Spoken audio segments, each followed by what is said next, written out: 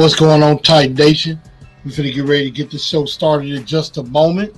As y'all can see, we're going to be definitely going into week 2 of training camp. Thank y'all for tuning into the show. We're going to definitely have a lot of fun with that.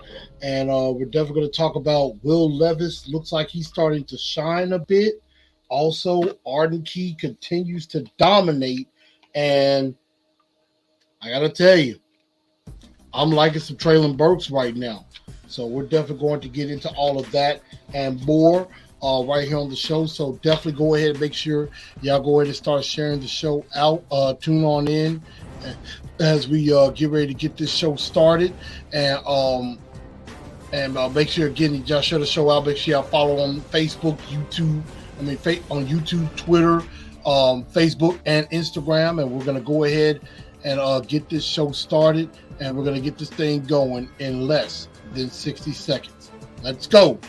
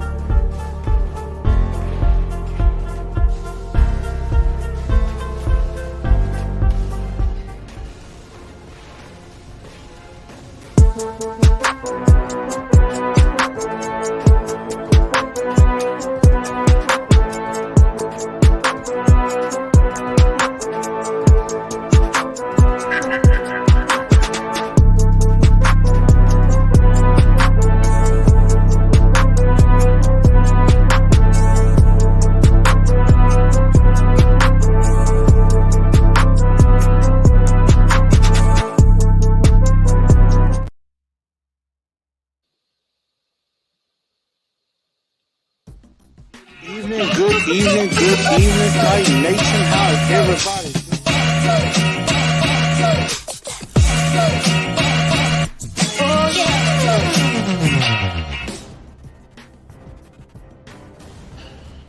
Good evening, Titan Nation. How's everybody doing? Welcome in to a brand new edition of TNT Tonight. I'm your host, Chris, aka Blue Enforcer, and we are going to have a very, very fun episode for you on this evening. Also, I see we have a lot of people starting to come on into the chat. That's cool. Definitely bring more people in. Make sure y'all share this show out. Definitely make sure that you are following on Facebook at TNT Enforcers, on Twitter at TNT Blue Enforcer, and on Instagram at Titans_in_truth. And definitely go ahead and definitely do that. And also, definitely make sure, definitely also make sure y'all are subscribing to the channel on YouTube if you haven't already. Go ahead, hit that subscribe button, and go ahead and ring the bell and hit all, so that way you get all of the notifications for whenever we go live, because we're about to get into football season, and I'm gonna be doing more shows. I'm gonna be doing some stuff, so pass this on to your friends who are fans of other NFL teams, because the Truth League Report is going to be coming back as well, and we're going to be doing that on Mondays. We're going to be doing that on Mondays and maybe even on Sundays as well. On Sundays as well. I'm sorry, not on Sundays, on Saturdays, when we do some picking of games. And things like that. So that's something that we're going to do. We're going to definitely do a Saturday show picking the games every week, and then on Monday recapping my top games, my top ballers, and things around the NFL. So definitely stay tuned for that. Also, make sure y'all hit that like button. Go ahead and smash that like button for me. Everybody that's in here, go ahead and hit that. Definitely help me out and everything with that. And just make sure also that if you haven't downloaded already, if you're on Spotify, iHeartRadio, Apple Podcasts, or Google Podcasts, if you can't catch all of the show, you can go back and listen to it, or wherever you get your podcast from, you can definitely do that as well. So definitely looking forward to the season. Definitely looking forward to the season getting started. It's gonna be a ball. We're gonna have a good time. Definitely gonna still do the live streams with the Titans fan club of Memphis. I am of course still also working on trying to make sure I get my season ticket so that way I can go ahead and I'll still be at games and things like that, of course, because I mean, you know how much I love the team. Y'all know it ain't no joke. So definitely do that as well. But we're definitely going to go ahead and get this show started. And you know what? Training camp is in week 2, and it is heating up. And there are some guys that are starting to stand out. We got a backup quarterback battle that is really starting to heat up. And then really, you know, there was even a big fight that broke out as well, and we're going to get into all of that and a lot of the training camp stories that we had. But the fight that happened was, I mean, you know, between Big Jeff and Jamarco Jones. A skirmish happened very early in the training camp session on Tuesday. Mike Vrabel has basically said there is zero tolerance for that because, as Mike Vrabel would always say, don't do dumb stuff to hurt the football team. And that is exactly something like that can definitely hurt the football team because it can get you ejected and it could be a pretty big penalty. And I see, and I forgot to mention, Lou Man is definitely here. Lou Man is here, and we definitely got some information on that week 1 opponent. And I see we got STL Titans, St. Louis in the building. All right. You know, I got family up in St. Louis. I've been definitely wanting to connect.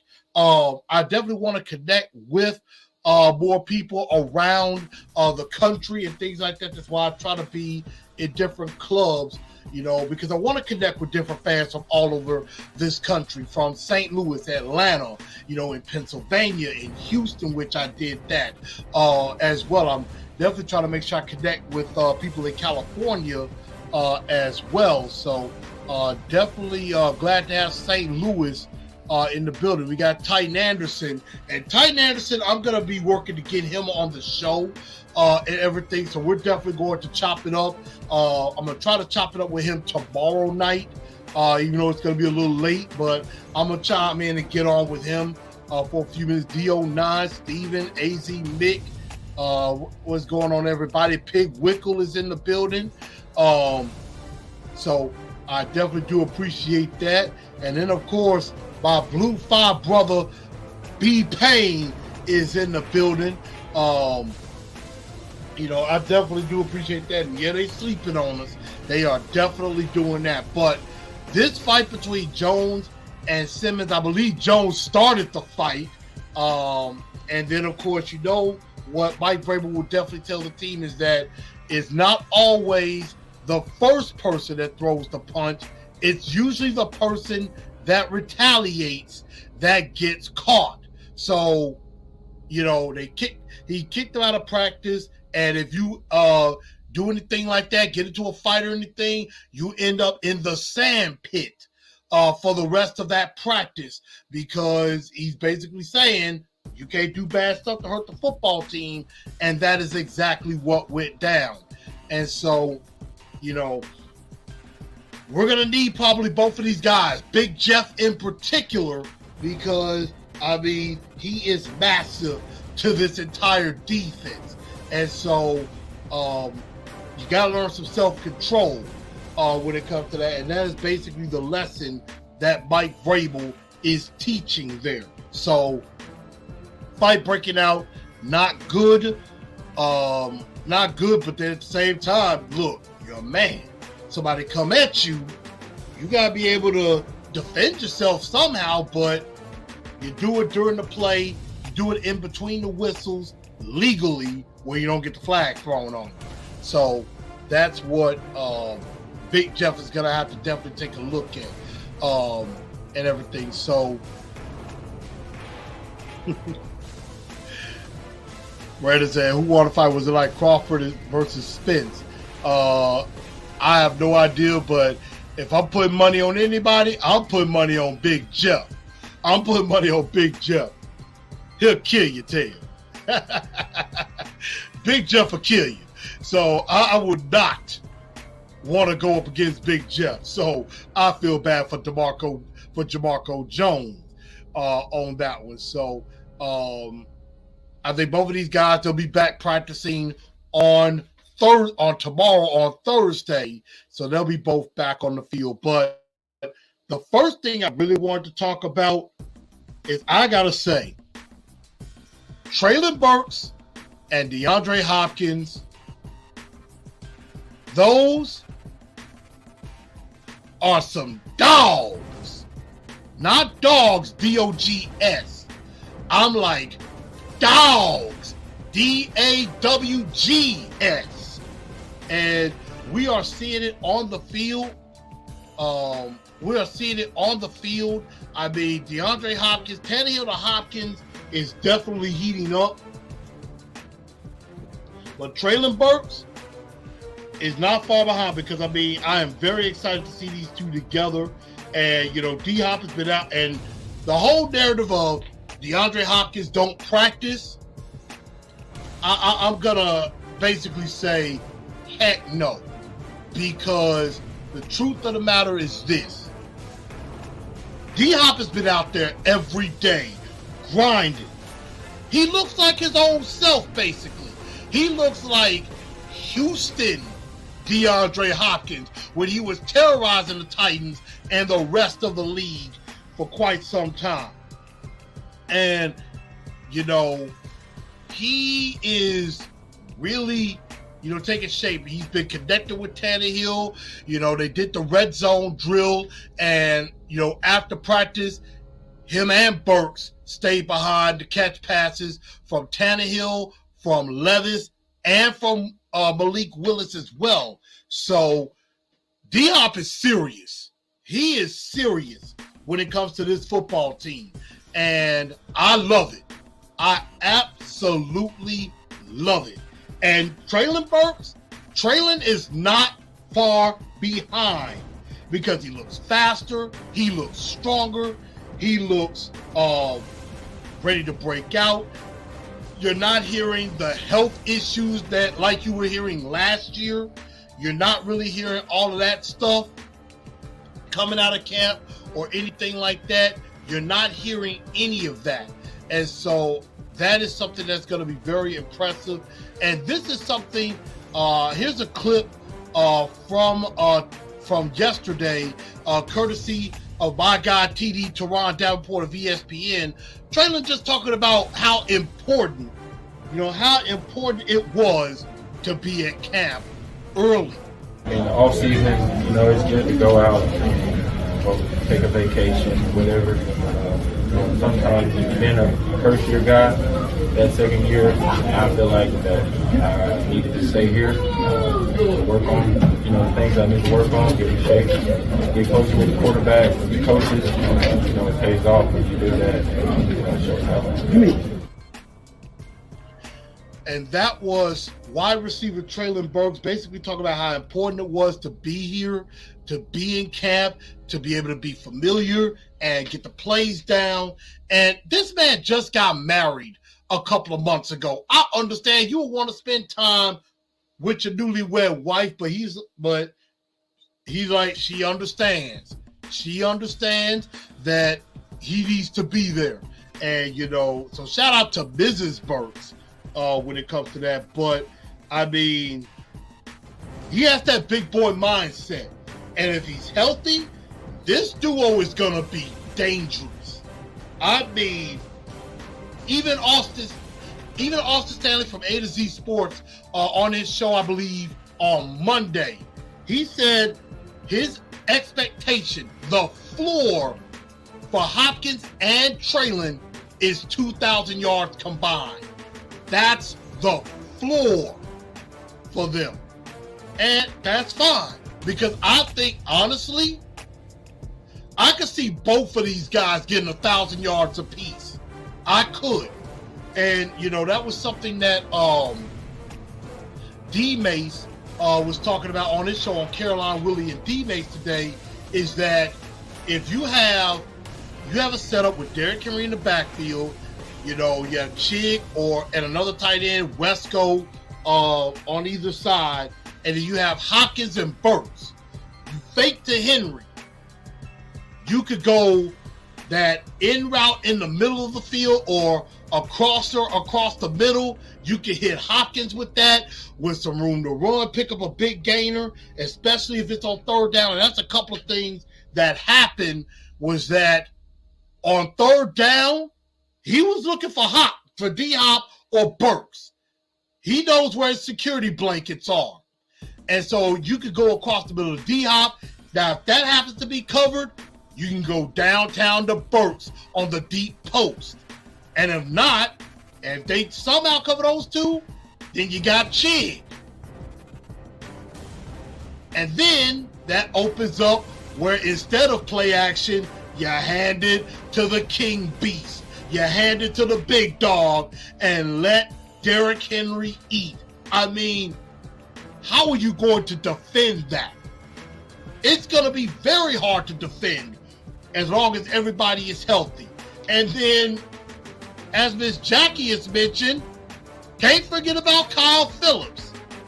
So that's going to be something that's going to be extremely important. I am definitely liking the sound of that. Ian says they look nice out there. They do. Jackie says D-Hop loves being a Titan. We got the Mrs. coming in.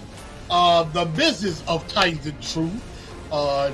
Finishing up her work day. I appreciate you tuning in and everything. So make sure you tell some of your fellow coworkers who may like sports to come on in. They'll be glad they did. And everything. Brandon said D-Hop's been a real one. Hated him at Clemson. I gotta remember who he's a fan of, because I know I like Florida State. I've never been a fan of the Gators, so that's something with me. And he said D-Hop is rubbing off on Burks. I believe last year's offense motivated them. I can definitely see that. And and that's the thing, is that with Hopkins and Burks looking good, I'm excited to see them together. But I am very interested to see who ends up behind them. And B Payne said Florida State. I'm like, hey, I'm with the Noles too. I get down with the Noles. So, B Payne has been in my house before. He knows I like the Noles as well. So, Burks is a dog. Absolutely. I'm excited, but I am interested to see who will be the guys behind them, because I know Kyle Phillips is going to be there.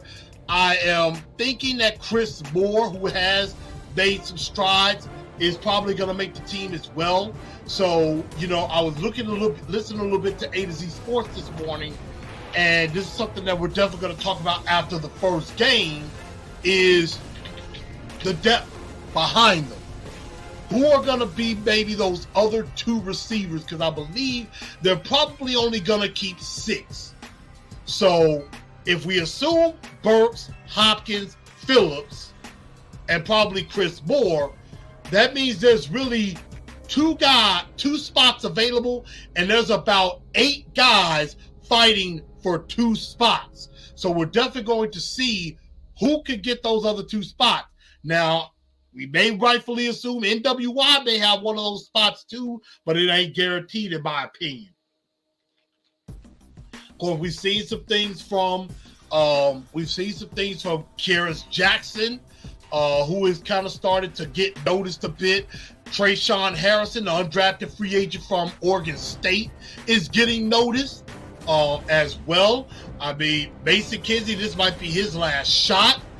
Reggie Roberson, definitely could be somebody, but he's got probably a long way to go. So we're definitely going to see, in these probably upcoming games, who could be some guys that play behind. And Racy McMath, I know, could be another, but he's got to show something, especially in special teams, if he's going to make this team and outdo NWI.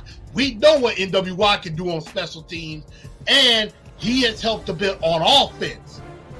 But is this NWI's last shot? So that is something that we're definitely going to be interested to see. And speaking of interesting, and before I go into that, yeah, and Keon is right. I forgot. Make that 2 spots, 7 guys available because Jacob Copeland just got released. So, just got released. So 2 spots available, 7 guys are up for grabs.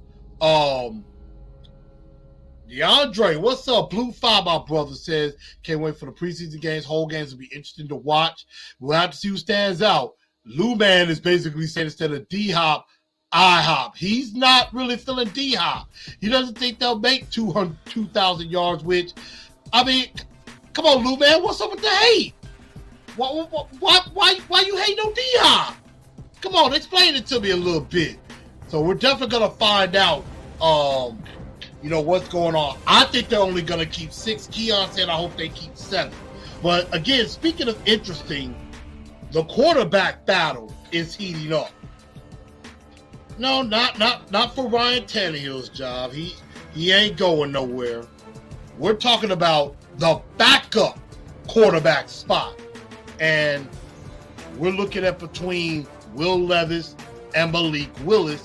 And right now, Will Levis is starting to make some waves. He is starting to shine a little bit in people's eyes. I mean, he's strong. I've been listening. I've been paying attention. Looks like Will Levis has strung a couple of nice days together in practice. And, he's been definitely doing well in the red zone. Definitely work on his anticipation, trying to get better with his touch. But he's put a few good days together and even has started to make a run with the 2s. So they're starting to rotate with Willis and Levis getting run with the 2s. And so early on, it was Malik was getting run with the 2s, Levis getting run with the 3s. Now we're starting to see Levis get some run with the 2s, and he's starting to look pretty good and everything. So and one thing that they did, they worked on the red zone a lot on Monday, and one thing that they did was they basically gave a homework assignment. Take these plays, learn them, process, and then we run them the next day on Tuesday. And it seemed like Will Levis is starting to pick up the information and processing it a little bit better on the field. So, again, this is not a knock on Malik Willis, because we know that he's been getting better. He's been getting better, but the thing that's definitely going on is that Malik is going to have a really tough battle, holding off Will Levis. There are times that, people are saying he is still holding the ball a little bit too long. And so, with that whole, when you're holding the ball and you're padding it, you're basically saying you don't have anticipation. You might be telling the defense what you're about to do. And so Malik still, he's definitely showing improvement, but holding Will Levis off is going to be very difficult for him. And it's really going to depend how both of them look in these preseason games coming up. So that's really going to tell the story as far as who right now will have the edge at number 2.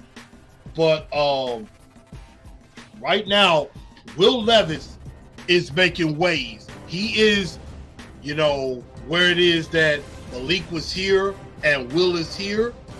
He's starting to kind of come up a bit. He's starting to catch up with Malik Willis and could at some point pass him by. So, we're definitely going to see if that can keep up. Miss Jackie believes in Malik. Lou Man says, I believe in Will Levis.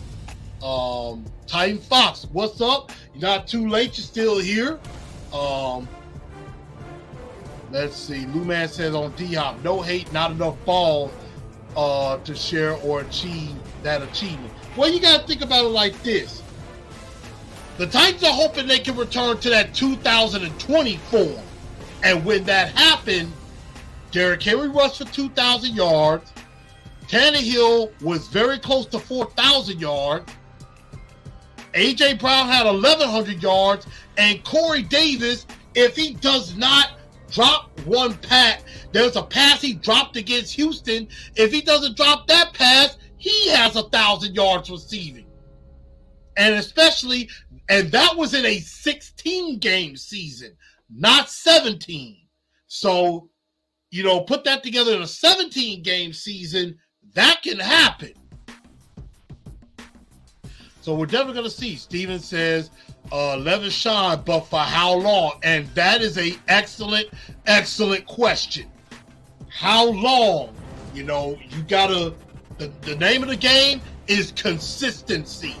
That's going to be the thing that's really going to tell the tale, is consistency. And, the more consistent you are, the better you're going to get. So that really is going to be the key for Will Levis, is to be consistent and be good with his decision making, because that was a knock on him in college, was that, he didn't make good decisions with the football and tended to cause turnovers throwing it to the other team. So that's going to be a major importance.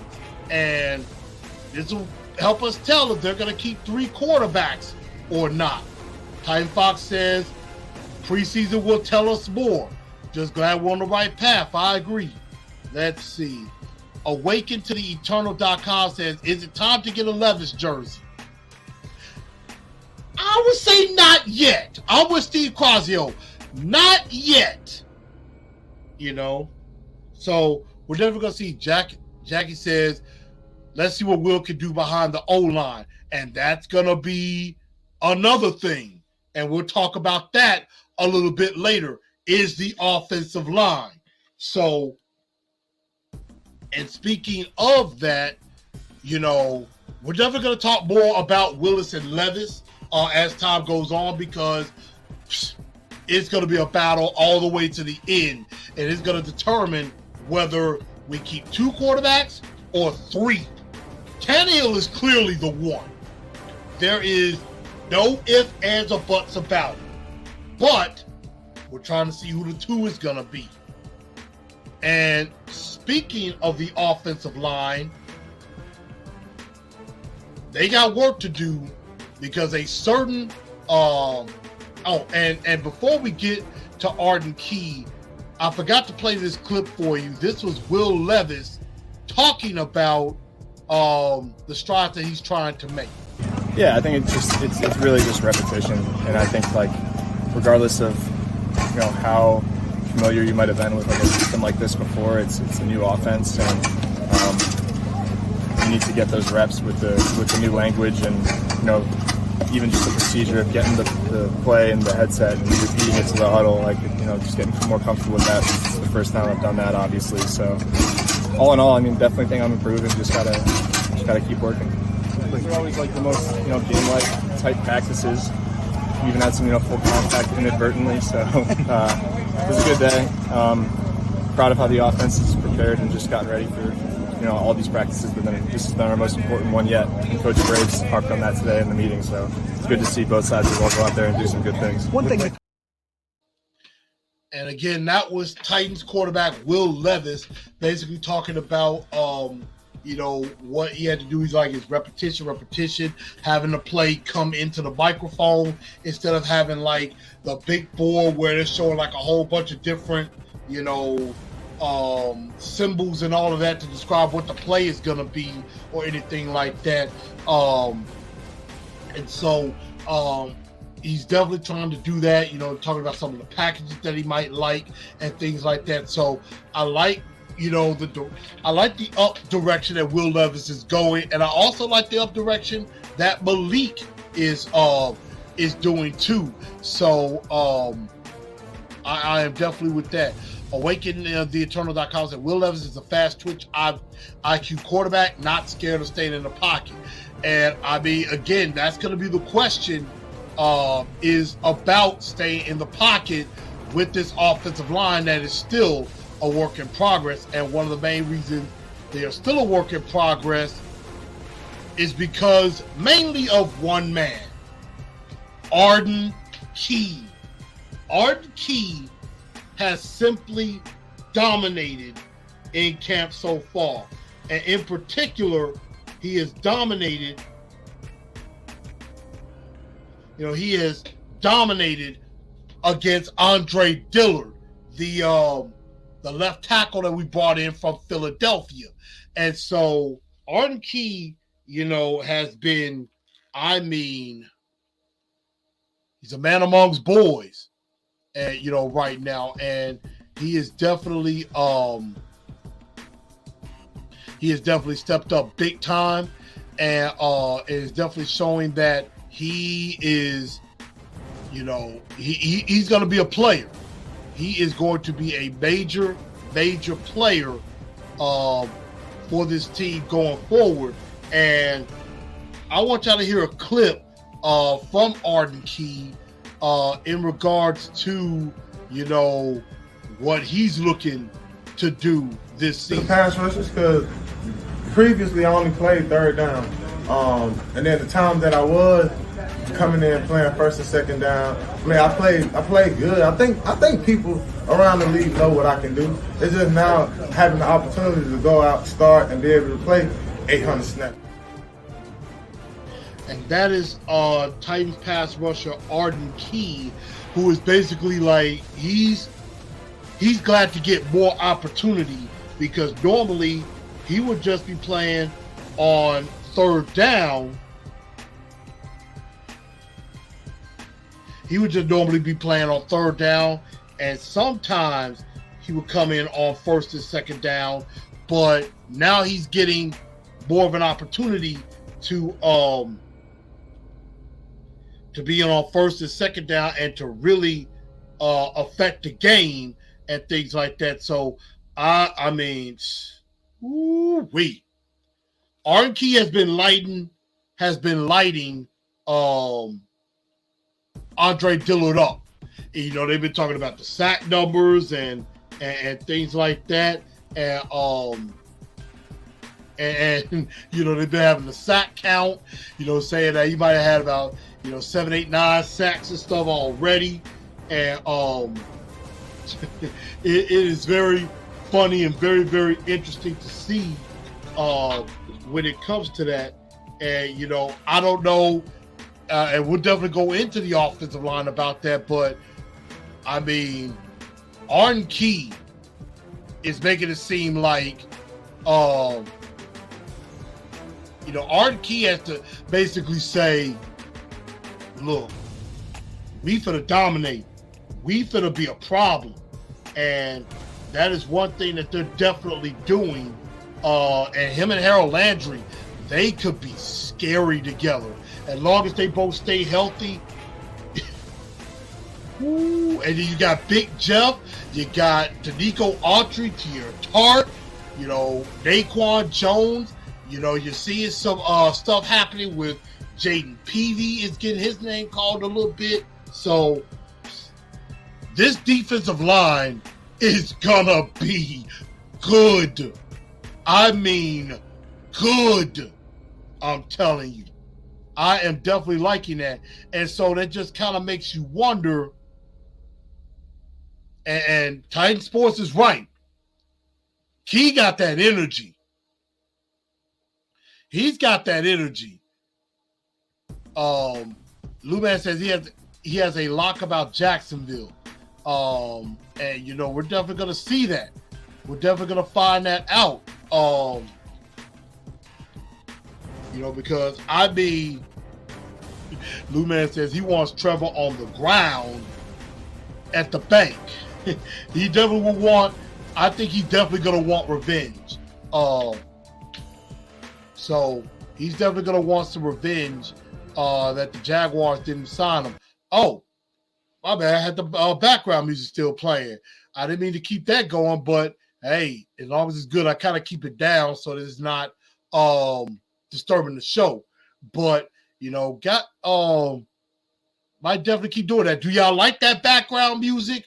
During the show? If so, I'll keep it going. But if not, we'll definitely I'll definitely make sure it doesn't interrupt the show. But Shine+Key, he's got that energy. He's got that swagger. And you can't do nothing. It's infectious. And I think it is starting to rub off on the rest of the team and on the rest of the defense. And I am like an Shine+Key a lot. I am trying to pull up another clip that I have. I'm working on another clip that I have from Tehran with Shine+Key and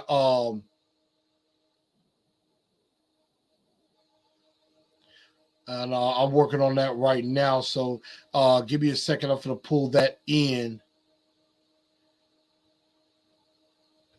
if I can.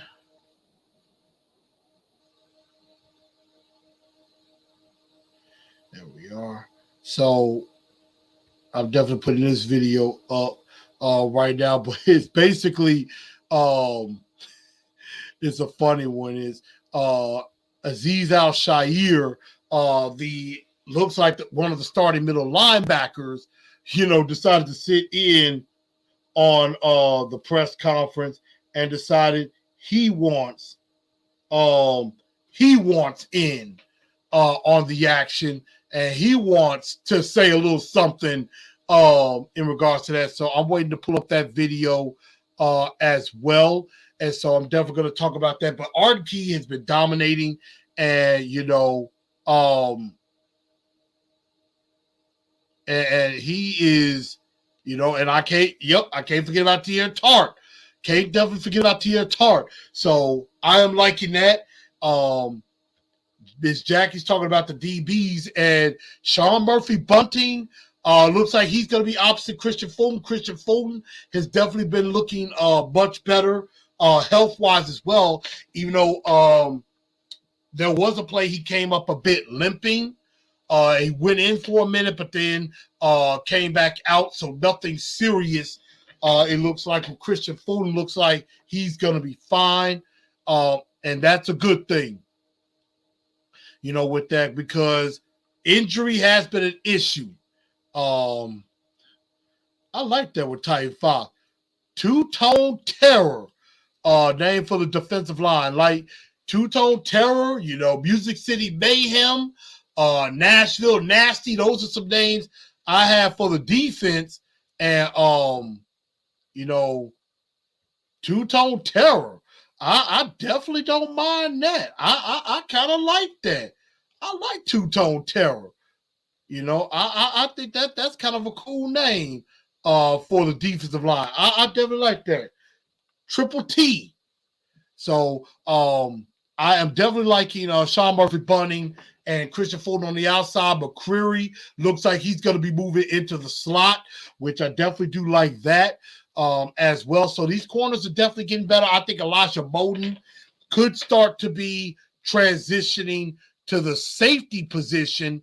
Maybe that third safety along with Kevin Byard and Amani Hooker more, because I really haven't heard him working in the slot or in the dime. And so, Awaken says this show is the most proactive and pertaining to the chat. And I definitely appreciate that. I definitely try to make sure y'all are involved in things like that too, because hey, y'all help make the show. So I definitely try to make sure that y'all are included and things like that. So I'm definitely down with that. But I like where this defense is going. I think this defense is going to be dangerous. Here's the clip with Azeez Al-Shire trying to ask a question to Arden Key. I remember the bottom of your stomach was just rolling over your head. Now looking at it 2 years from now in the season, you look kind of chiseled out. Talk to me, how did you take care of your body? What was your process like? Process just, it was off-season work. I train with Mark Hall, Engineering Greatness Instagram, and we train hard. It's one of the worst. It's one of the hardest trainers I've ever been with. And we always we run hills. We do a lot of running. And I think that's why my body is. He called you fat. Last one. He called you fat. I used to be fat. When I was 280. I was fat. Guys, good. And that was Azeez Al-Shire asking a question. And that was actually courtesy of A to Z Sports, not Teron Davenport, by the way. So I definitely apologize for that. That was A to Z Sports who had that clip of Azeez Al-Shire asking the question to Arden Key. And of course, Arden Key said, I used to be fat. So I definitely do like that. I definitely do like where this defense is going. But one other thing that it brings that to is my concern. And I am a bit concerned about this offensive line. I know this offensive line is a work in progress, and that is something that was one of the many nuggets that I got from Miss Teresa. And and I basically told her, I said, he was like, she was basically saying that I asked her, I said, what do you feel about the offensive line? And Teresa text back to me and said, it's a work in progress. NPF suspension hurts. She expects Hubbard to win the job during the 6 games, but she's worried about the depth, not having a lot of depth. And so I said, that I was worried about Andre Dillard because, Arden Key has been kind of whooping him consistently. And she said some of the issues can be coached for Dillard. This is going to be a good defensive front. And I would be able to go even further and say, I think this is going to be a great defensive front. I think this defensive front is going to be awesome.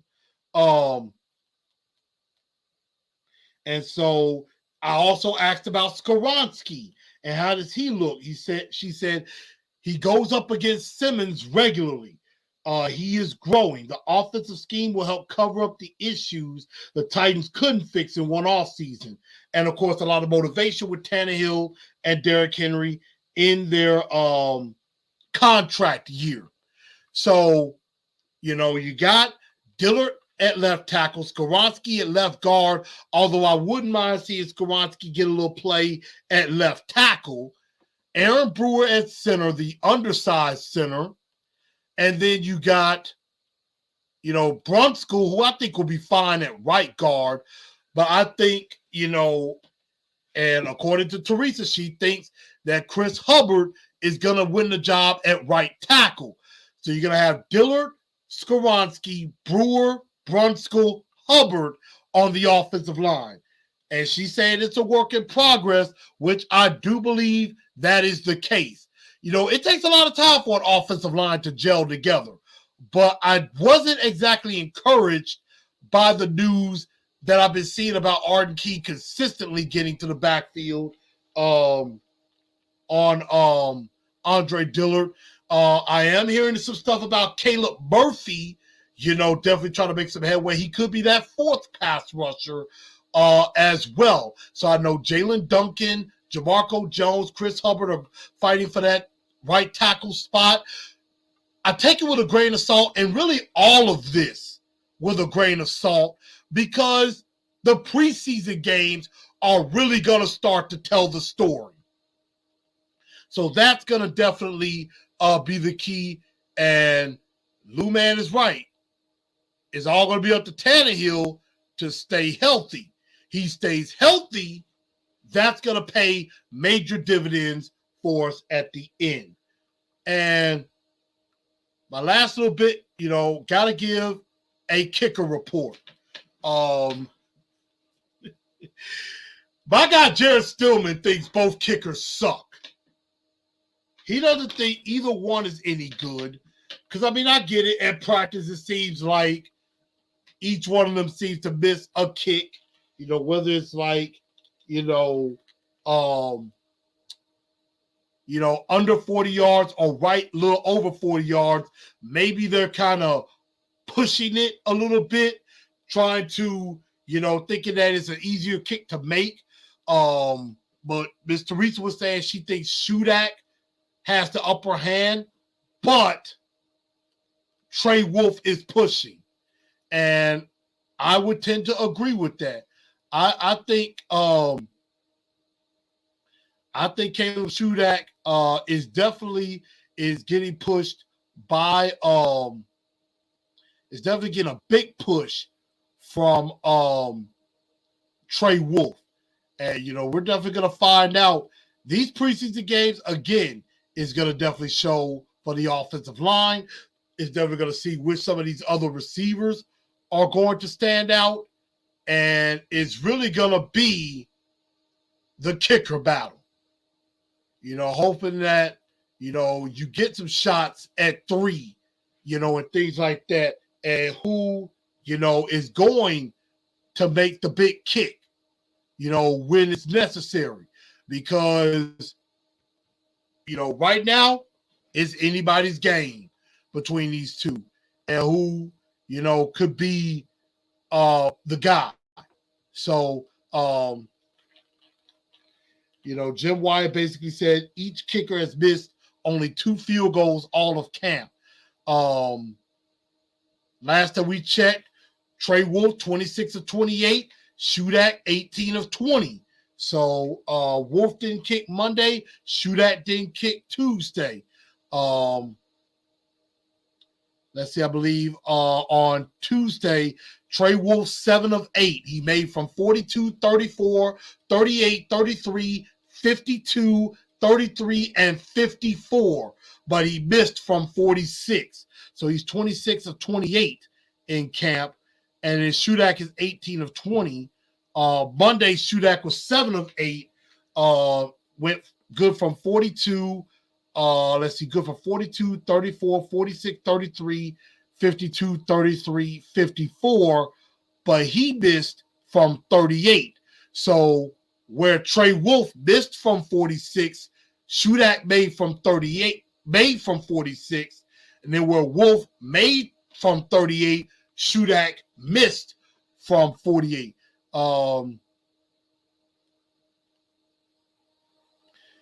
Both kickers are definitely showing leg strength that they can hit from beyond 50, but Trey Wolff has probably a little bit more leg strength on plus 50-yard kicks.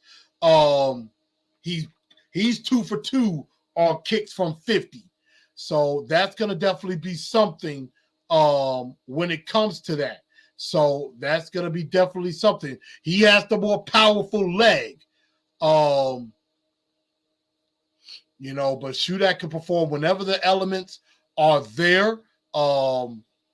Career 82% at Iowa. So it's going to be very interesting to see which one of these kickers definitely outshines the other with everything. So we're definitely going to find out.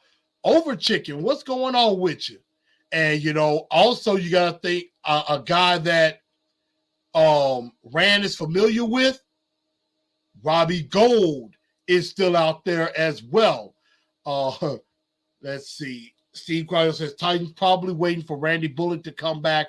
Why else are they putting up with this kicking situation? Well, if they were going to do that, they would have kept Randy Bullock. They cut him. They cut Randy Bullock. We should have brought Suckup back. They maybe should have kept him, but I know he was a little bit injured, and that's how all of this got started. Did you see the Pac-12 is falling? I don't know. They're trying to work out a TV deal with Apple TV to kind of keep them afloat. And, we're definitely going to have to find out about that. But Right now, the SEC and the Big Ten have a lot of momentum. So, Billy Scott, what's up with you, man? Ty Fox says, I never understood why we released Suck Up. He was fired. Well, Suck Up was starting to get hurt. And, he started missing some kicks too. So, so he started missing some kicks too. So that's going to be, a very interesting competition. I'm definitely looking forward to that. So TNT tonight, still on your airwaves. Before we do get out of here, I am going to mention, I watched the show Quarterback. And I have to admit, it's a good show. Quarterback is a very good show. I must admit that. I definitely liked watching that, getting inside the heads of guys like Patrick Mahomes and guys like Marcus Mariota and Kirk Cousins. Really seeing the life of the quarterback, because the quarterback is indeed the most important position on the team.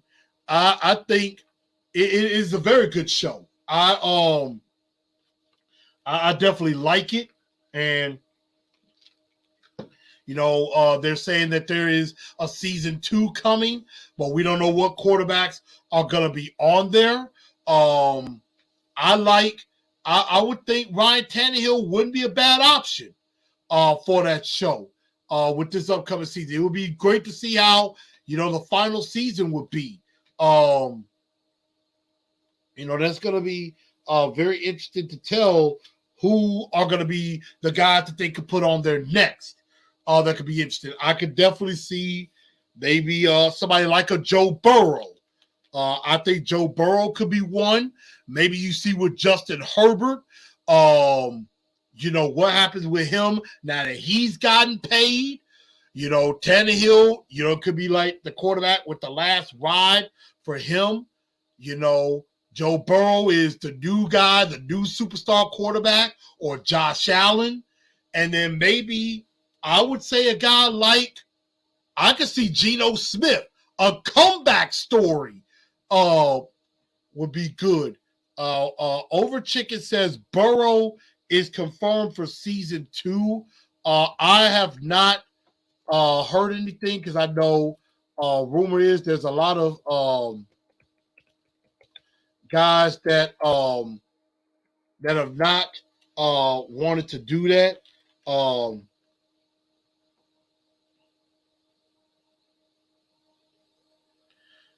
So I'm trying to see what, they're saying they can't get any quarterbacks to do season 2 right now, but it seems like it's a struggle. But I could definitely see Joe Burrow doing it. I could definitely see, like I said, a guy like a Ryan Tannehill, a guy like a Geno Smith, maybe a guy like a Justin Fields could be another.